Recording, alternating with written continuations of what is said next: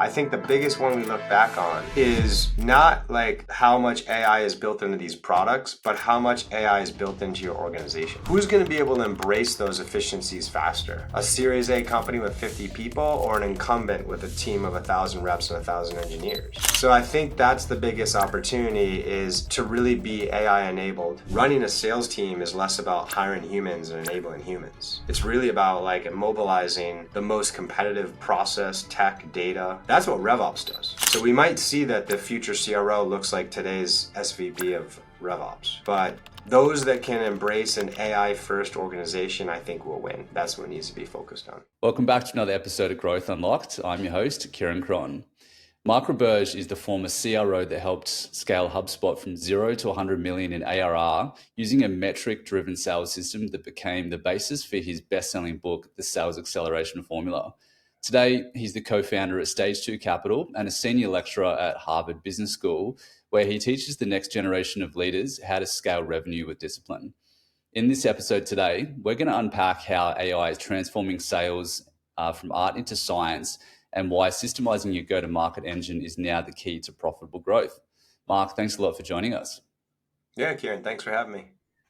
Awesome, let's do it. So, Mark, I guess thinking back to your days at HubSpot and I guess sort of what you know now, let's say if you could rewind time and if you were building the HubSpot sales engine from scratch today with AI in the mix from day one, what would you do differently to scale profitably from the ground up? A ton. I mean, you're talking almost 2 generations back. The only tech stack option when I started at HubSpot in like '05, '06 was Salesforce, which we did use. And I spent a lot of money, um, I don't know, customizing it to, I guess, like align with what has become the modern sales tech stack in the cloud era. With lots of, everything from SalesLoft, Outreach, Clary, Gong, etc. I was doing all that stuff, but just like, in a custom perspective. So right there, I was 2 generations behind. Now I would do a ton more. I mean, it's a complicated question because it's unclear. I just think like a lot of tech architectures within the company will sit on top of a single data lake, which you're starting to see. I think like as we've gone through this recent generation, the finance data ended up in NetSuite, the sales data ended up in HubSpot, the HR data ended up in Workday, and the engineering data maybe ended up in Jira. Now you're in a world where like all that can come together, which is huge, because you have issues like the finance data and the sales pipeline data not footing, right? You have challenges with the product team understanding what's happened in the market, which is really represented in the conversations with the customer. So now all this new stuff is enabled. So that's the first thing I'd do, is get the basic architecture right, by enabling those, kind of going a little way from a functional design. Then I'd really start leaning into like agent opportunities. And there's a couple that stand out for me. Probably the one that's like really cool, that's even possible, it is possible right now, is, I guess I'd call it a sales enablement agent, which is a little dangerous because I think like sales enablement has, I don't know if the software there has really lived up to the expectation. When you compare like, hey, you have your CRM, you have your SDR tool, you have your forecasting tool, you have your, customer insight tool, and then you have your sales enablement tool. I'm not sure like the prior generation really lived up to what it could be. But I think in today's AI world, you are able to set it up such that a rep has a meeting tomorrow with this particular contact, first meeting, and can simply input the LinkedIn profile of that contact, and the AI agent can come up with the approach for that meeting, can essentially outline suggested flows that they want to take in the discovery call and can actually stand up in a buyer agent that represents that buyer, like who the person is, how they talk, what's going on at their company as best they know, and such that this person, you can replace this like prep call with your manager with this on-demand, real-time, one to AI experience that allows you to like get ready for the call and actually practice the call and get feedback on your practice role play. And then while you're in the call, have the agent there, whether it's actually physically on the call with you, we'll get there, or just, more like in a co-pilot that's coaching you as information is unfolded. What might you ask next? What story might you tell? What case study might you refer to? What product capability might you reference, etc. And then after the call, can post-mortem in two ways. First, what should we do with this account? Like, what's the next step? What's the follow-up email? What should be added to the CRM? If the demo is next, how would the demo flow be optimized? That's all done automatically. And then second piece is my own skill development. Like, hey, good job on the call. I know this month we've been working on sense of urgency. You rose from a 6.2 to a 6.8, but you're still deficient here. And when you have training time available, these are the three things that you should watch and practice. I mean, that's just insane compared to like how you do that today with a manager. And so like that's a very powerful one that I try to enable. And then there's other ones like, I'll go to like ICP identification as an example, like ideal customer profile.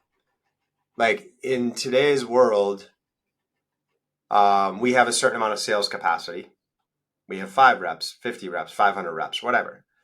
And they are choosing who we're going to spend that capacity with.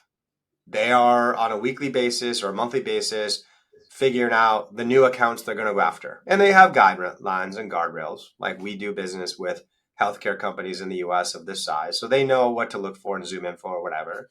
But they're like making that decision, which is like a really important decision from an investment standpoint.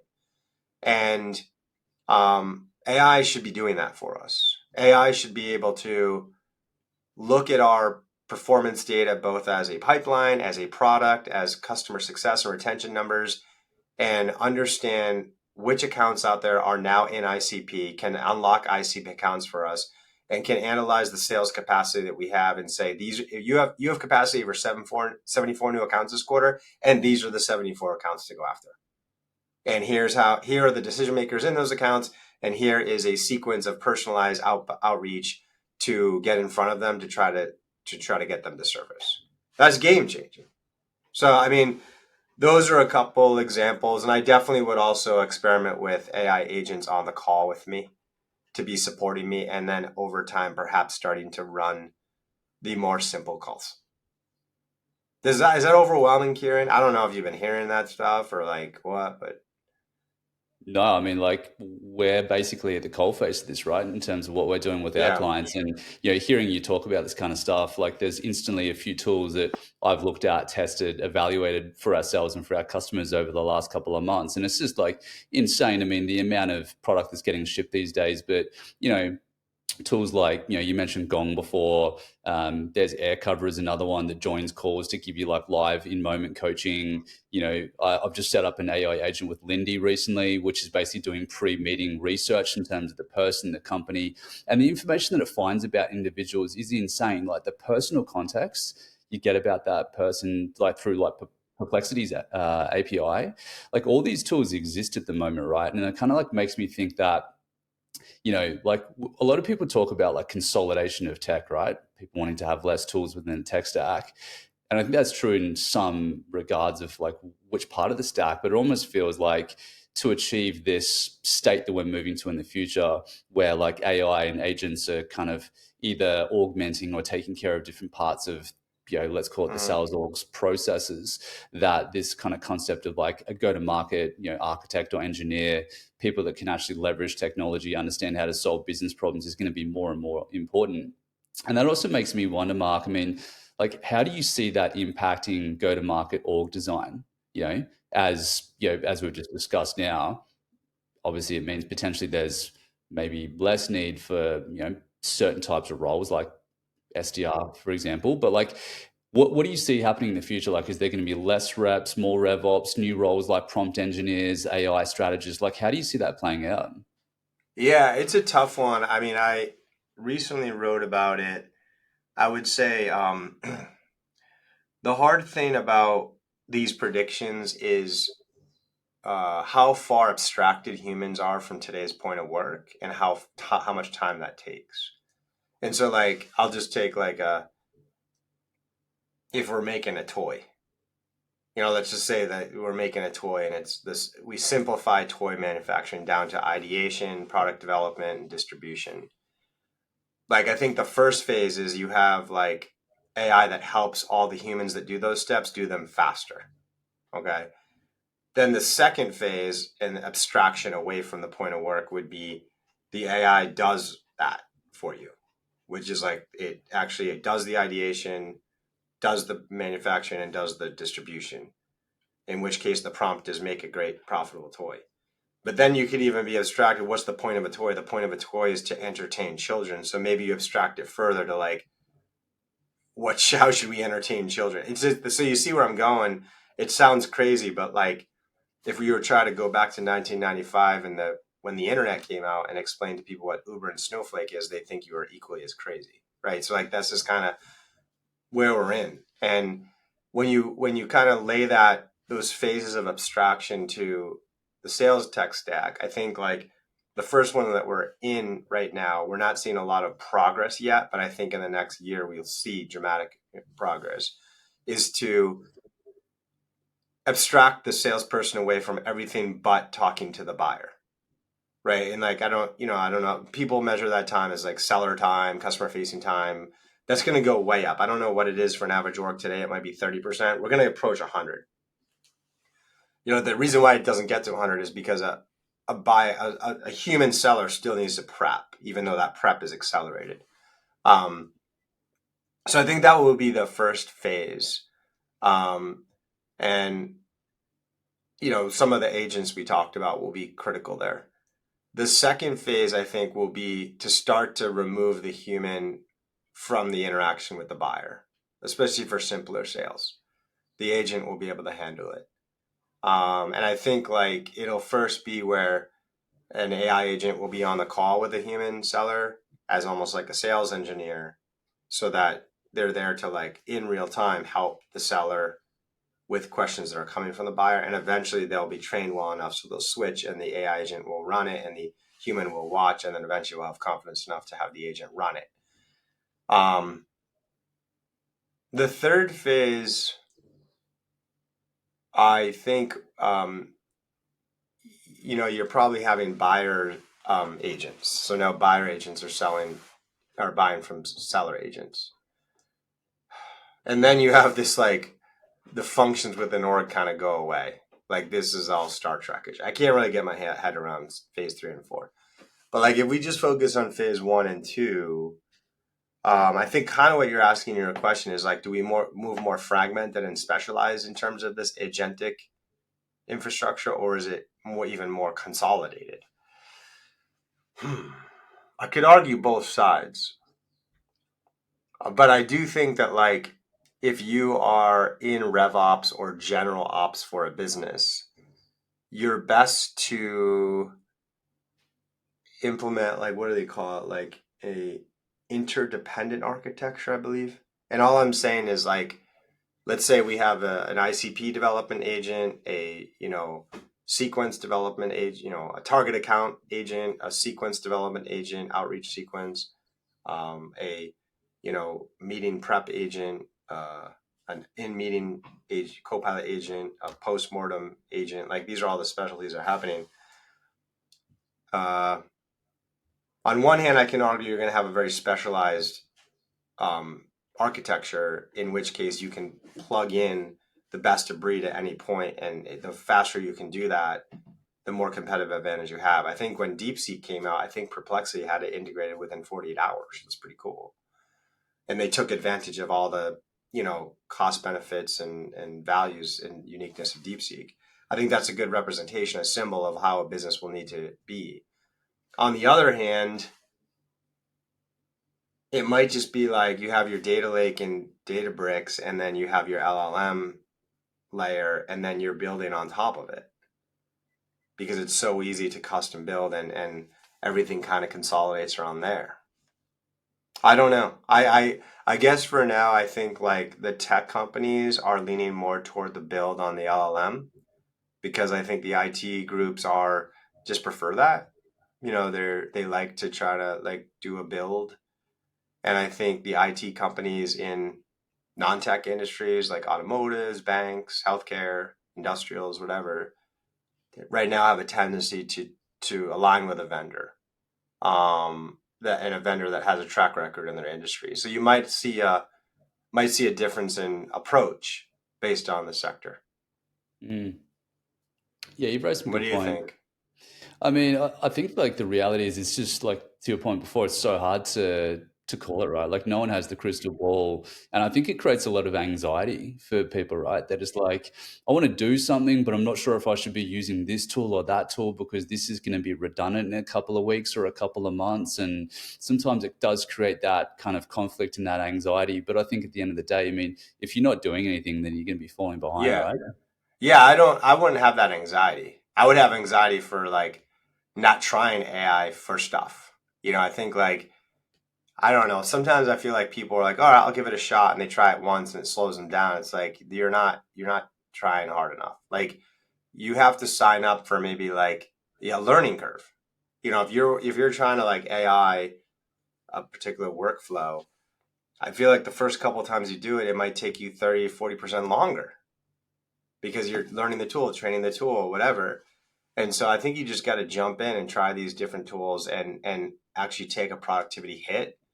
But it will lead to massive productivity gains, even if you have to change a vendor down the road because you know the capabilities and you know what you're looking for, and you've kind of played with how to customize it to your business. Yeah, yeah, 100%. One of the things that you've warned against in the past, Mark, is that growth at all costs, right? And it's not like other people aren't thinking about these kind of things, and we've kind of moved out of this era. What are the, I guess, most misunderstood trade-offs between, let's call it like really fast, rapid growth and more of the sustainable, profitable growth? And how do you Hmm. think that leaders should be navigating that now? Yeah. Yeah, I think there's like, I mean, growing fast is like a necessity in a venture capital backed business. And I would say like the success rate from like a seed business, that tries to, I think the typical playbook is like you try to convince a seed investor to give you money, you raise a seed round, you get 5 million bucks, you start like adding reps, and especially at the A, you get like 12 million bucks, and you just start adding reps, like 20 reps the next month. That's the typical playbook. The VC says to do it, the entrepreneur does it, and it's largely, I think, driven by the asset class IRR, like return expectations of the VC. It's like historically, they know they're going to make 20 investments in a portfolio. You know, half of them are going to go under, eight or nine are going to return anywhere between 1 and 3x, and one is going to return 200x. So it's this like power law, look for that unicorn. And I don't think that's right. I think like, well, it's fine how the asset class performs, but I think like the fact that only 90%, only 10% of those investments will turn into a great business where the entrepreneur makes money and everybody makes money. I think that's way lower. And I think it's because of irresponsible growth and non data driven growth because of that playbook. I think the ones that worked, if you knew how to run the numbers, you would know that they were ready. And the ones that didn't work, if you knew how to run the numbers, you knew they weren't ready. But they could become ready. Some of them could become ready. And had they like gotten ready, they would have been in that top 10%. Some of them, like, it's never an opportunity to grow 1,000x. And they maybe shouldn't have raised venture capital. And it's still a good idea. So there's just a lot in that vein of like, part of this failure rate is because some entrepreneurs have a great idea, but not a great idea for venture capital. Maybe it should be for private equity. Maybe it should be bootstrapped. Like before the AI era, I had so many people come to me and they have this really cool sales tech idea. And I was like, that's cool. Like, that's really cool. Like, don't raise venture capital. And they were offended. They're like, oh, why? You don't think my idea is good enough? I'm like, no, it's just not right for venture capital. Like, a VC is making investments to grow you fast and turn you into a multi-billion dollar company, which means that you are going to have to compete with HubSpot eventually. Why would you do that? Like you bootstrap this thing to 1 million in revenue. Why don't you raise a small round, couple $1 million, hire some engineers, get this thing to like 10 million, 20 million, and sell it for 10x to Salesforce or HubSpot, whoever, for 200 million, and you own 80% and you take home $160 million? That's amazing. Versus try to be a venture back, raise all these rounds. You own 10% at the IPO, you IPO for $1 billion, you make 100 million after all that risk in all those years. So it's just like part of it's just like matching with the wrong capitalization. And then part of it is just like basing your readiness to scale on you raised money. No, it's like your readiness to scale is if you have product market fit, which is you consistently sign up customers and they see the value you promised. Like no one talks about that. So just, I mean, yeah, there's retention, but that's a lagging indicator. So like, what can we see in the first month that like is indicating that 80% of the time when we sign up a customer, they see the value and they're going to renew like quickly. So you have to have that product market fit, and then you have to have go to market fit, which means that like you can do that profitably. If you're going to hire 4 reps this quarter, 3 out of 4 are going to be right and get to the quota. And the quota is set at a level that produces strong unit economics. And their commission payments flow accordingly. Like there's just stuff you have to work out in terms of like hiring reps and paying reps and setting the price at the right thing and feeding them with demand or teaching them how to feed themselves. Like these are the things that we have to have, and they don't take years. Sometimes it take a month. But like there's no analysis as to whether this stuff exists before we like, let's go. And then when it's time to go, the mistake that people make is they just say, okay, this year we're going from 2 million to 8 million. Let's hire 20 reps tomorrow. We have 4 reps. Let's hire 20 tomorrow. You just can't. You can't go that fast. You can't be like a manufacturing plant manufacturing like 1,000 toys a month and then the next week manufacture 10,000. You have to like build it up. So you have to think about your scale as a pace of hiring, not 20 reps next month and then absorb them. It's like 2 reps a month and see if we keep on product market fit and go to market fit. So I don't know. What's the TLDR there? It's like, don't scale when you raise money. Scale when you're ready and measure readiness by product market fit and go to market fit and analyzing your data to figure that out. Love it. So many nuggets of gold in there. Really, really valuable. Could go in a bunch of different directions here, but I mean, it also makes me think about something that you've touched in the past around this concept of, I guess, kind of treating go to market like a product, right? Where you kind of test, you iterate, you systemize. What does this kind of, let's call it like a world-class experimentation culture look like, and how do leaders actually build that? Mm. Yeah, it it's so critical. I mean, I don't know. I think there's like a couple things in there and why that's so important is when you're starting out, let's say we actually do have an idea that's appropriate for venture capital. Let's say we actually do have an idea that's a multi-billion dollar opportunity. Eventually, we're going to need a multi-billion dollar TAM, total addressable market. And VCs will often like pass on deals because the TAM isn't big enough. And I think the mistake is like you're a seed funded business, you have 10 people, and you're trying to prove the whole multi-billion dollar TAM right away. Like you're trying to, I'll exaggerate here, but you're trying to sell SMB, mid-market enterprise. You're telling customers in North America, EMEA, Oceania, like APAC, whatever, like you can't. So I always say like, you can tell the story such that the VC can like see it. that yes, I can see this becoming a multi-billion dollar company. But this is the ICP I'm going to focus on right now. And I just want it to be big enough to support the next 3 years of growth. 0, 1, 4, 10, something like that, whatever. And that's not hard. But when you do that, you have to open up TAM. You have to expand that ICP. Okay, maybe we just focus on the SMB in the US. Now we have to focus on the SMB in Europe. Or maybe we have to focus on the mid-market in the US. Or maybe we have to build a new product to sell to the SMB, cross-sell to grow as our TAM. And what great entrepreneurs do when they have an experiment funnel active at all times at that point. You're probably not going to have one from 0 to 1 because all your resources are just trying to get to 1. But you do that seed round, you do that A round to support you for the next 3 years to get to like 10, 12, whatever. Now you're going to have some discretionary funding to explore. Like, what is that new market or new product or both that's going to open up a TAM for us to get to 50 million? And so just having that experiment sequence and like, we can sit around with a business and come up with 50 experiments. We're probably, we can't do them all. So like, what are the 2, 3, 4 that we can do?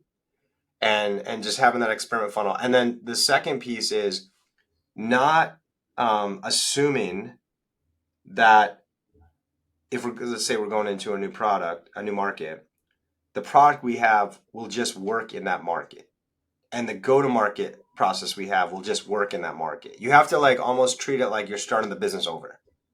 It's like, okay, we're here in the US, now we need to go to Europe, or we're in SMB and now we go to the enterprise.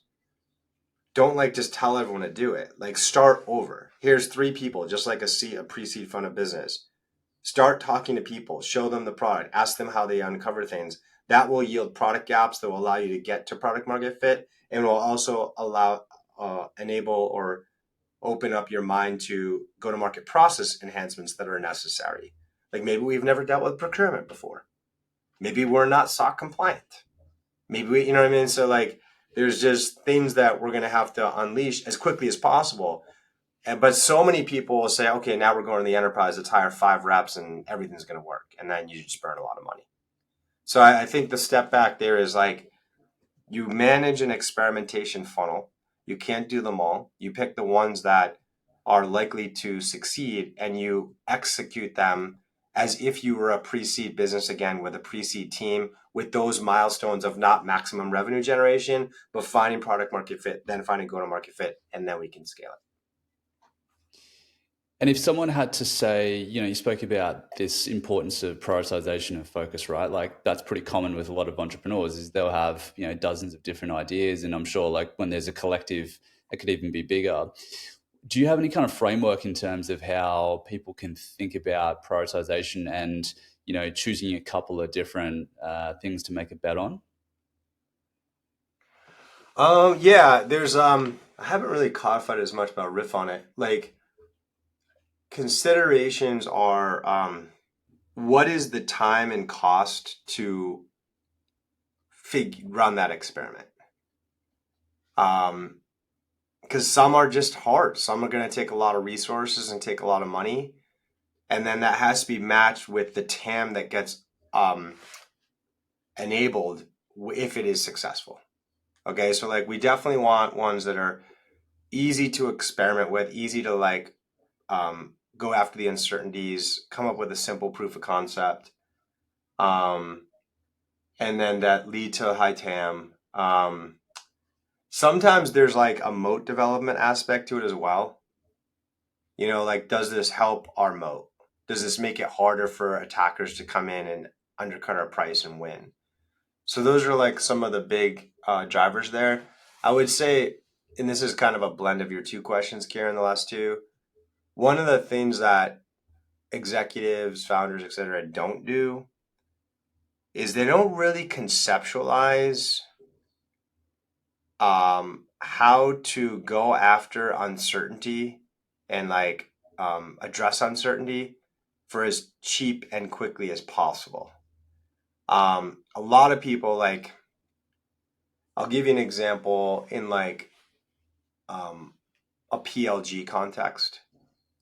And let's just use the HubSpot CRM as an example.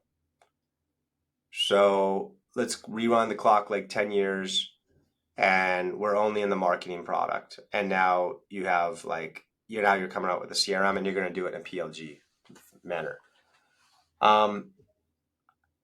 Whether or not like a CRM is going to work for you, like you don't necessarily have to build the CRM product to test if like that PLG motion is going to work. Like you can just you start running ads, start targeting certain people, direct them to a landing page, see if they hit like download or set up. And then once they do, be like, hey, thank you so much for the interest. We're actually in the midst of building this. Would it be okay if we reached out and had a chat about like what attracted you to this and what you're looking for?